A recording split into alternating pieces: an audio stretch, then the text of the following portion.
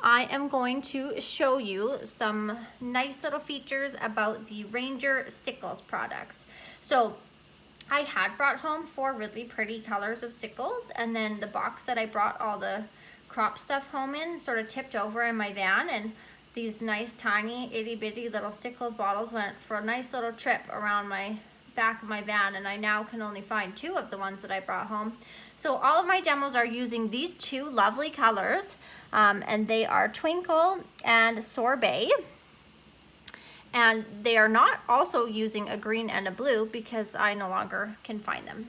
So that's all right because they are still beautiful. So what I have done to show you their versatility is I've applied them on a chipboard, I've applied them on a paper, I've applied them on white cardstock, and then on a die cut.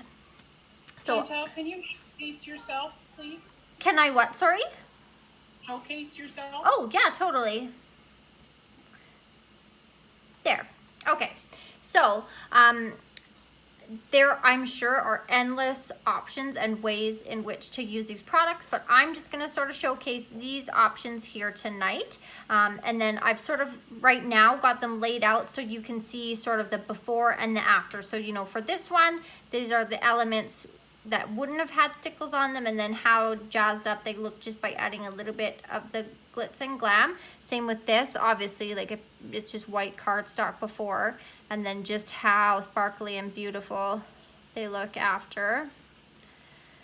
A sheet of paper, if you were gonna, you know, use this as a background of a card or to, you know, add as an embellishment on a layout, the difference just from just adding a little bit of Stickles, just how much of a difference that can make. It takes the paper from beautiful, yes, but flat to just sort of that extra little pop and pizzazz that you might want for a page, depending on what you're working on. And then these cute little chipboard pieces by, I think these are P13. And so I've used the clear, the Twinkle it was called, and the Sorbet, and then this one's just plain, so I haven't added the Stickles on it yet, and you can just see the difference in the look of the overall finished product, just how much more they pop with a little bit of Stickles on them. And then I have this layer die cut here that I've both added little elements like this water here. I've just put little lines just where the water would have been, so something so simple, there's barely any Stickles on there, but it just adds so much. It's all in the little details. And then same with the flamingo. And so now I will just quickly apply them so you also can see, because it is a fine tip, but it's not a super fine tip. Like you can't get as fine of an application as you can with this as you would with, you know, like your art glitter glue or some of the other fine tip products that you're used to using, because it does still need to leave enough space for like the chunks of glitter to come out. So fine tip, yes, but ultra fine tip, no. So in this demonstration, you'll sort of be able to see just how it comes out, and you can then use that information for when you're planning out your projects. So I will do this cute little flamingo one first because he's my favorite. He's so stinking cute. So this is one of my new printed layered die cuts that I've started making. It's a cute little 2-piece flamingo and like a little water, like a little wading pool or whatever. He's like supposed to be a floaty, and then just with the white outline. And for him, I have applied the Stickles to some of the details that are already printed on this project, but then I've also added some little dots just to give it a little bit more detailing. So you can follow the pattern that's already there on the paper or the embellishment, but you can also go ahead and start creating your own designs and patterns and add your own elements that have nothing to do with what's in the background. You can really make it your own. So whatever your comfort level is there, but that's just what I've chosen to do.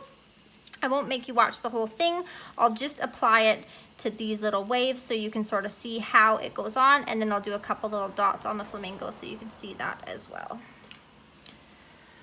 So they also, like this nozzle is sort of semi-translucent, so when you squeeze it, I'll show it with the pink so you can see a little bit better. you can see like when you start, I'm already squeezing, but like I've been using it, so nothing's coming out yet. And you can see when it gets into the tip there. Like if I undo it, I'll do it one more time. You can see when the stickles get to the top, so you know, oh, okay, now I better be careful.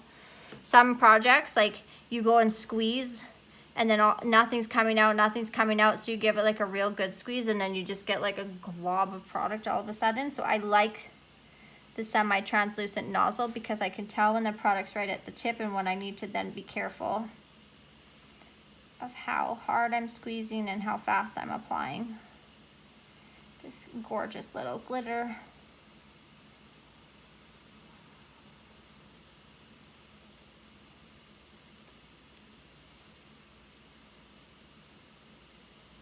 Apparently, when I'm concentrating, I am very quiet.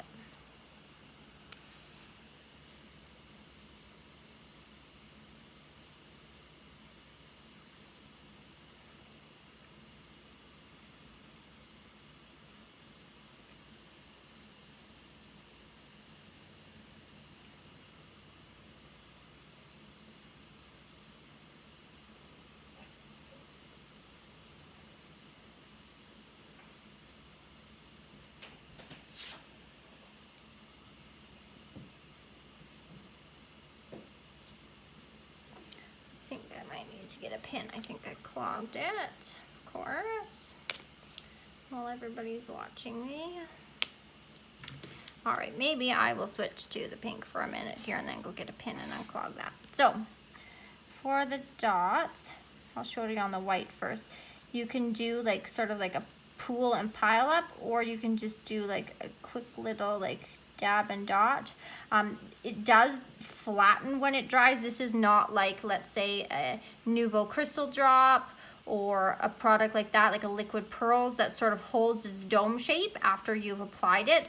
The adhesive in this is one, it's clear, so you can sort of see what you're applying it on top of underneath once it's dry, but it does flatten, it sort of sinks. So even though I've domed this, the glitter will be darker and more noticeable because there is so much of it all piled up there, but it will flatten. Whereas this one, you'll be able to see more of your background through it because there's not as much of that glitter stacked up, but both of them will dry flat. So I am going to just do a couple of dots along a few different spots here on my flamingo. Give him a couple dots on his wing, because why not? It's pretty cute.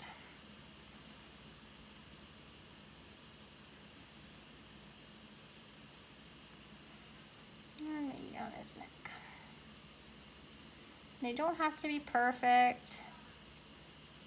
No one's gonna notice. So just like that, it took me a few quick seconds and it just adds like a nice little bit of detailing and glitter. I don't know how well it translates over the screen, but it is really pretty in real life. If you like sparkly, glittery things, it will be right up your alley. So then there's something like this where you are covering the entire surface.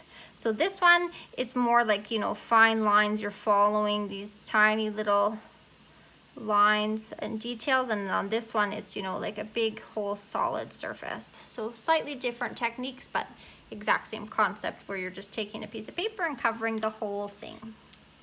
So I'm going to do the background here and sort of show you how you would apply Stickles across the whole surface. I like to just kind of go in circular motions, and it doesn't have to be perfect. Again, the liquid in the back is clear, so you're not going to get a perfect even coverage anyways, because the glitter, you're not in control of how the glitter falls inside of that adhesive. So don't be too panicked about getting that exactly perfectly even coverage across the whole thing. It's just to give like a nice glittery finish and look to your project. You do want to make sure though that you do cover the whole surface, whether it's thicker or thinner doesn't really matter, but you do want it to have that glossy finish, because if you don't put any stickles on it at all, then it will have like your paper's matte, and this has got like the adhesive obviously has a gloss sheen to it, so it will have a different finish to the look of that. So you do want to make sure you get at least a little bit across the whole surface. But again, how thick or how thin it is, that doesn't really matter.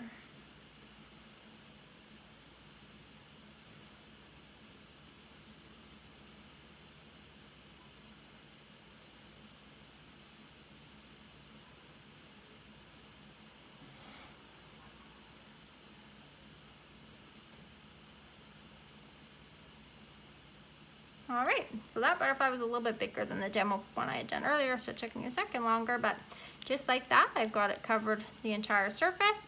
And something like that will take, you know, I don't know, maybe 40 minutes to dry. I haven't applied any elements that are really thick. If it's super thin, like what I put over top of these, because you have to get into those fine detailed lines. So if you're doing something really thin, it dries very fast, like maybe 15-20 minutes or something like that. But something like this, I would suggest giving it maybe about 45 minutes to dry. You'll be able to tap it and see, but not yet, because if you tapped it now, you'd make a giant mess. So you just want to set them off to the side to dry. And yeah, I would come back and check on that. If I was working on this project for personal use, I'd come back in about 45 minutes to check on that. Now I need to see if I can unclog this one, because of course I've clogged it while doing a demo, which is really unfortunate.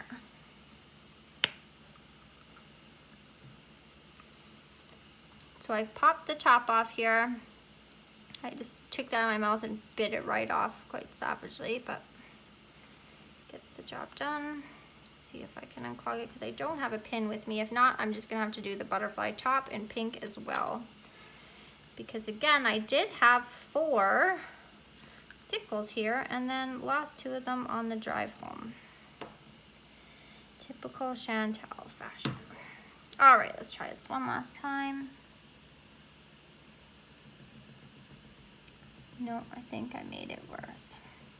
So if you had a pin at home, it's a super easy fix. You just stick the pin into this little tip and sort of twirl it around and get whatever. There's just a piece of loose glitter that'll be twisted the wrong direction, clogging it up. But I don't have a pin right now, and I'm not gonna go find one because nobody's got time for that. So I'm gonna just use this pink one again and trace around this butterfly and show you how easy it is to follow the lines, because even if you go off the lines on something like this, I mean, you wanna be working on a craft surface or, you know, a surface you're not afraid of getting glittery stickles onto, but like you can see, I'm not being careful. There's stuff coming off on the background, but only what you want is going to stick to here. So it's going to look like you did a perfect job no matter how sloppy of an application you actually did. So surfaces like this are really nice for covering. Something like this is harder because you actually have to keep it within the lines because you can see the outer edge, but something like this where the edge is the edge of the project, you can be as willy-nilly as you want. I try to be still pretty accurate because otherwise I'm just wasting my stickles, but it really doesn't matter because it's gonna look perfect no matter what.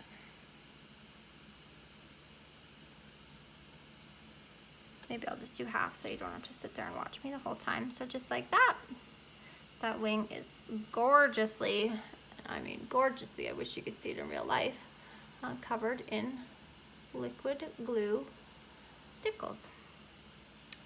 All right, I'll set that off to the side so I don't get it all messy. And then the last one, second last one, I'll quickly do this chipboard. Same thing, I'm not gonna make you watch me do all the letters, but I'll just sort of show you how you try and follow along the lines and how fine it can get into the details of this chipboard word. So you try and keep it as smooth as possible. Just sort of drag that liquid across. If you can keep it moving while you're squeezing, you can usually get a thinner application as well, as opposed to if you just hold it still and squeeze it out, it's gonna pool, where if you squeeze and pull, it can go in like a thinner line. So you're kind of trying to squeeze and drag at the same time. And you can see how thin of an application you can get there. So pretty darn good. And again, keeping in mind that the adhesive is clear, so when it dries, it will look even daintier and even more delicate and even more where you want it to go. And lastly, I'll quickly do a little bit of embellishing on one of these pieces of pattern paper. The fun thing about these is you just kind of get to pick and choose where you want to decorate. Some things, you know, like this chipboard word, it's pretty obvious. You're gonna follow the lines and apply. Something like this, there's so many different options and so many different opportunities to sort of jazz it up. You can pick, like on this one, I did some of the baker flowers. Maybe on this one, I'm gonna do some of these smaller little, I think they would be maybe some type of berry or something. But all you're doing is playing off the design that's already on the paper. Someone's already done all the hard work for you, and you're just sort of bringing it up one little notch by adding a little bit of glitter to the designs and colors that are already there. So I'm going color to color, like I'm doing sort of a pinky red onto a pinky red. The clear, if I could get it unclogged, is really nice because like you can see on this one here, I've put the clear onto the blue pieces and it sort of picks up that blue in behind it, but then amplifies it because it's got that glitter, so it's like reflecting all the light, but then the adhesive is clear, so you can see the color from underneath through it. So you can use the clear. There's a bunch of different versions of clear. This one happens to be Twinkle, but you can use those on just about any color to really amplify what's underneath. And that is some ideas for how to use Stickles. Again, there is endless options for creative people out there who really want to put it to use. I'm sure you could come up with a million more ways to use it, but it is a very versatile product. If you like sparkly things, it should be an absolute must in your collection of goodies. And yeah, that is how you use and apply them. Does anybody have any questions?